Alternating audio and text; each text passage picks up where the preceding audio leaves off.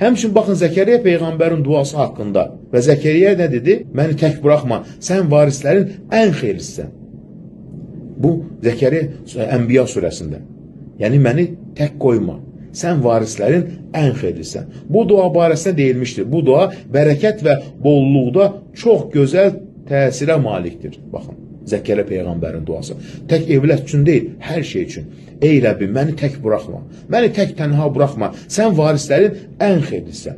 Baxın, bir nəfər deyir, mən bu duanı hər dəfə edəndə sonradan bunun nə qədər təsirli və gözəl nəticə verdiyini görmüşəm. Allah keçmiş dualarıma necə cavab verdiyinə mənə göstərdi. Həqiqətən Allah pakdır, həm də tərif yalnız Allaha məxsusdur. Nə dua? Bu.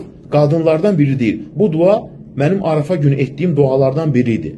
Sonra gördüm ki, Allah onu cavabsız qoymadı və istədiyim gözəl şəkildə baş verdi. Allah mənə övlad verdi. Hansı dua? Zəkəriyya peyğəmbərin duası. Yəni, hər bir şeydə də dua. Evlad, sıxıntı. Çünki nə deyirsən? Ey Rəbbim, məni tək, tənha buraxma. Sən varisləri ən xeyirlisən. Yəni, Allah Taalaya nə edirsən? Öz acizliyini etiraf edirsən.